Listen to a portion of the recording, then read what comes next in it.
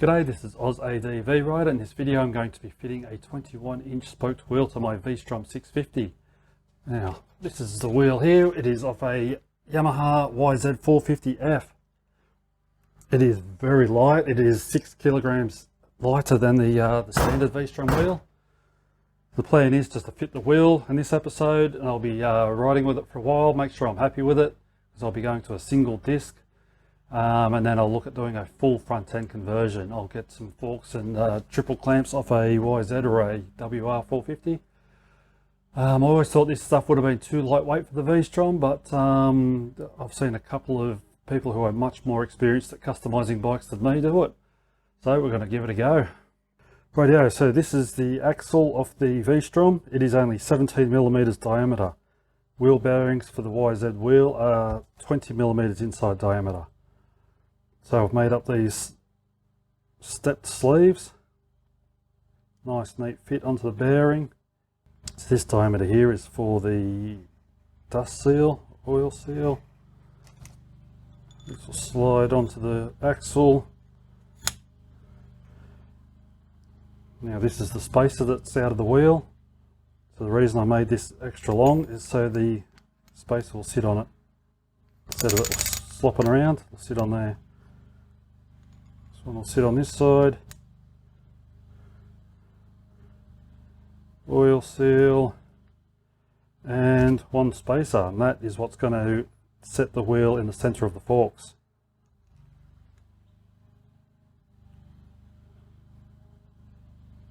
So these spacers I made. Oops, that's not a very good drawing. Inside diameter is 17. Part that goes into the bearing is 20. This part is to suit the seal, which is 26.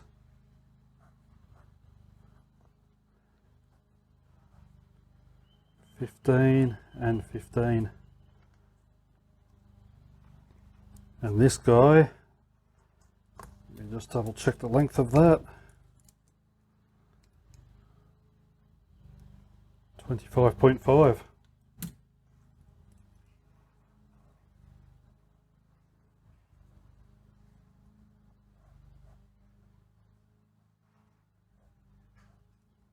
Outside diameter is not overly important. I just made it 25. And the length, what did I say? I've forgotten already. 25.5.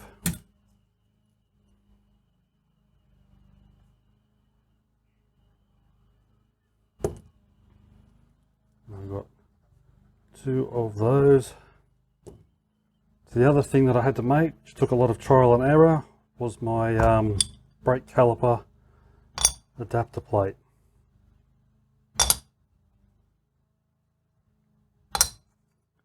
This one I think is the one. I haven't fitted again since I've finished rounding it all off. This is the part that spaces the caliper correctly. That is 5.5 millimeters.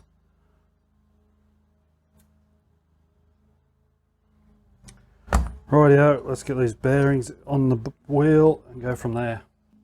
So brake disc, I bought one from S3 Performance. This is an oversized 320 millimeter disc. Now S3 Performance actually gave me this rear disc to test and review a few months back, and I'm more than happy with it. So I spent my own money on this one. I've got the bearings and seals fitted up, and I've just roughly balanced it. It does still have a rim lock on it that will be going, but I just want to get it roughly balanced so I can at least take it for a test run. If I'm happy with that, I'm going to change this tyre because this is a full off-road tyre. I need something that can go on the road.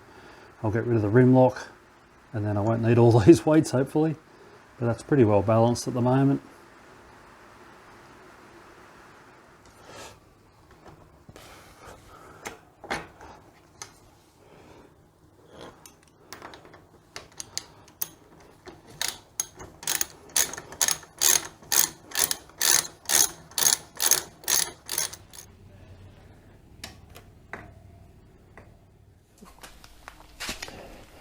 So I've got the brake caliper mounted up, bled, Speedo sensor mounted, That's the magnet there. I used a that's a magnet on a bolt which replaced one of the disc bolts. Now, being a bigger diameter wheel, I want to keep the geometry the same as it was, so I've slid the forks through the triple clamps a bit. So one more job to do. I've got to set the circumference of the wheel so the Speedo is still accurate.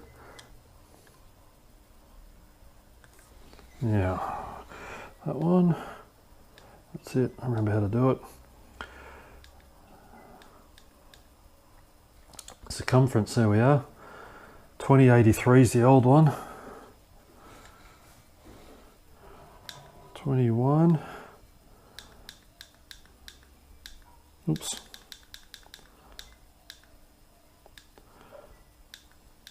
2135 is the circumference of the wheel now. Righto, all that's left to do now is test ride it. First test with the new wheel.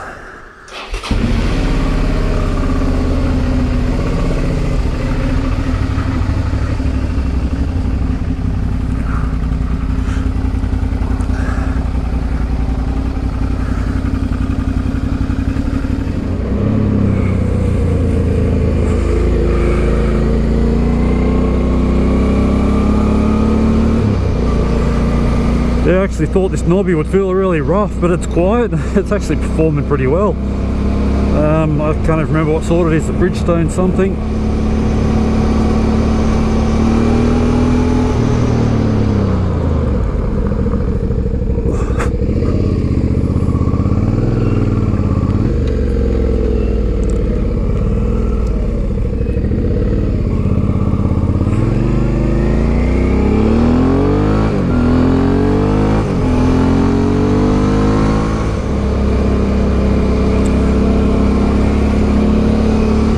Steering is so friggin' light.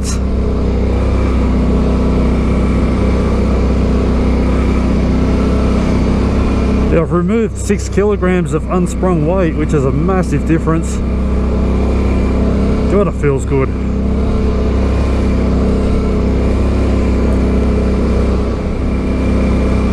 Well, I'm going to call that a success, and I'll be off to buy a new tyre for it. I think I'm going to go with the Motoz Tractionator Desert HT.